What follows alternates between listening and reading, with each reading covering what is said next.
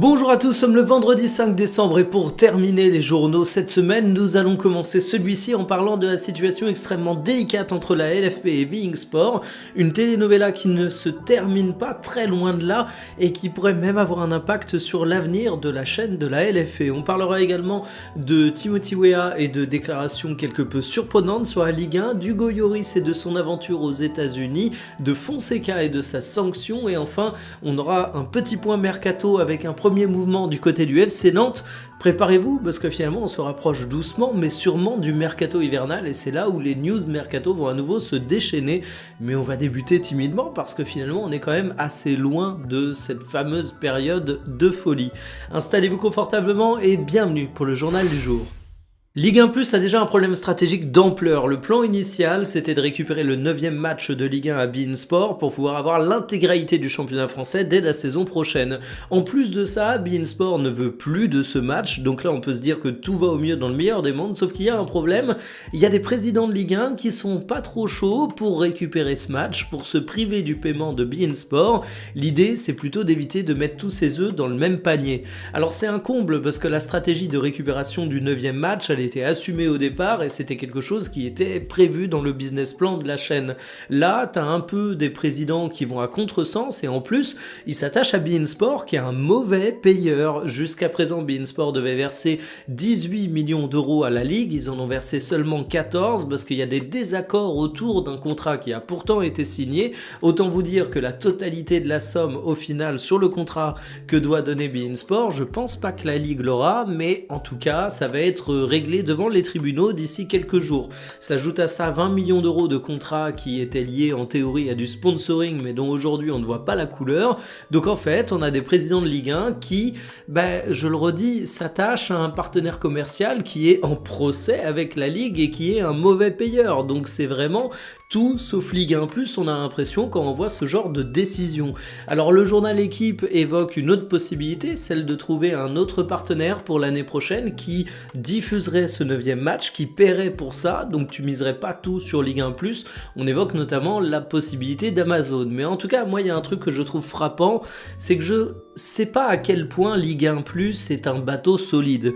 Moi j'ai l'impression qu'il y a quelques failles, je le dis depuis le début, j'ai l'impression que le but c'est de valoriser le produit Ligue 1 pour ensuite vendre tout ça à une chaîne, mais une chose est sûre, que ton bateau soit solide ou non, si toutes les personnes au sein du navire ne rament pas dans le même sens, tu risques pas d'aller bien loin, et je pense que c'est exactement ce qui est en train de se passer vu ce qui fuite dans la presse, ça fait un petit peu peur.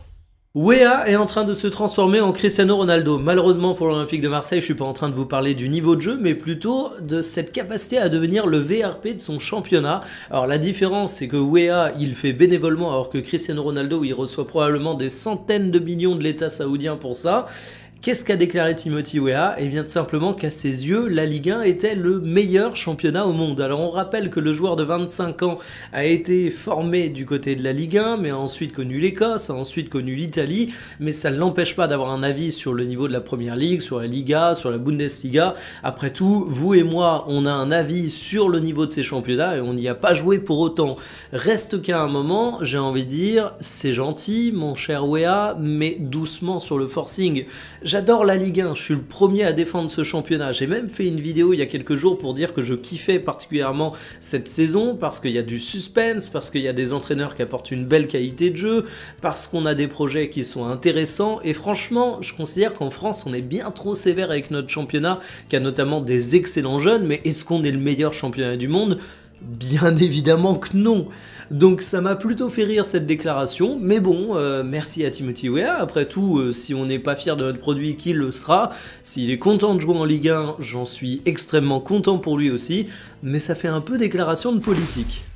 Hugo Lloris poursuit son kiff aux États-Unis. Si Olivier Giroud n'avait pas réussi à s'imposer au Los Angeles FC, le portier français, lui, y est comme un poisson dans l'eau, à tel point que le club a annoncé une prolongation, une année, avec un an supplémentaire en option. Ça va le conduire jusqu'à ses 40 ans. Faut saluer quand même la longévité de ce mec. Quand on regarde sa carrière, c'est assez exemplaire. Il dépassera les 100 matchs de MLS avec ce contrat. Il est en activité professionnelle depuis plus de 20 ans désormais. Et croyez pas qu'il est finito, le Lloris. Du côté de la MLS, c'est un titulaire indiscutable et il enchaîne beaucoup de matchs à tel point qu'il fait des saisons au-dessus de 4000 minutes de jeu, des saisons qui sont plus riches que la majorité des saisons qu'il a connues du côté de Tottenham. J'ai vraiment envie de saluer la carrière de Lloris qui pour moi est exemplaire. Il a fait son petit parcours en Ligue 1 avec notamment 4 ans du côté de l'Olympique Lyonnais qui est un club prestigieux en France. Il a été vivre son aventure du côté de la Première Ligue, plus d'une décennie dans un club qui est quand même un club reconnu, même si c'est pas Arsenal, Manchester City ou Chelsea. Il y a porté le brassard de capitaine également de l'équipe de France avec qui il a gagné une Coupe du Monde. Moi franchement, je suis admiratif d'une telle carrière et me dire qu'il a l'air de vivre sa meilleure vie aux États-Unis désormais et il va continuer à jouer jusqu'à 40 ans, même pour un gardien, c'est une belle longévité. Bah bravo Lloris, kiffe ta meilleure vie, moi je suis très content pour lui. Fonseca va pouvoir retourner sur le banc lyonnais. Alors oui, on a tendance à l'oublier, mais il était suspendu depuis quasiment 300 jours et il était obligé de regarder les matchs depuis les tribunes. Souvenez-vous, au début de l'année, il y avait eu ce fameux épisode de front contre front avec un arbitre, un geste absolument impardonnable qui avait donné lieu à une sanction exemplaire.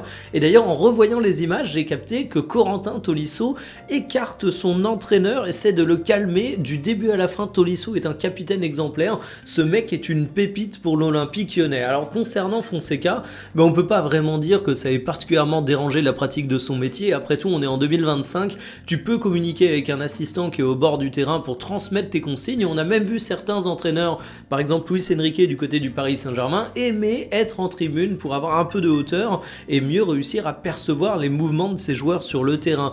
En tout cas, l'Olympique Lyonnais a eu raison de soutenir son entraîneur parce que cette sanction n'a pas été très préjudiciable sur sa capacité à entraîner son équipe. Il a des résultats sportifs qui sont à la hauteur, donc ça va faire plaisir de le voir revenir sur le banc face à Lorient ce dimanche. On espère qu'il n'y aura plus dans sa carrière de gestes du style, parce que c'était vraiment pas classe et fallait pas encourager ça. La sanction était importante, mais je pense qu'elle était nécessaire. En tout cas, bon retour sur le banc au coach lyonnais. Première recrue du mercato hivernal du FC Nantes, Machado, le latéral lensois, et c'est directement Pierre Sage qui le confirme en conférence de presse, et j'ai trouvé une nouvelle fois l'entraîneur lensois extrêmement classe. Il explique que c'était pas forcément prévu à la base, mais qu'il comprenait la volonté du joueur, que c'était raccord par rapport à son objectif de disputer la Coupe du Monde 2026 cet été, et que finalement ça allait ouvrir des opportunités à d'autres joueurs du côté de l'effectif lensois.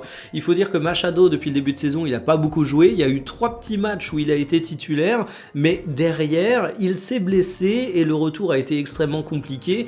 La concurrence a été de taille et c'est un joueur qui dans le passé a pas forcément été énormément blessé. Regardez-moi cette feuille de blessure qui est pas si complète pour un joueur de 32 ans, mais encore une fois, le timing était assez délicat.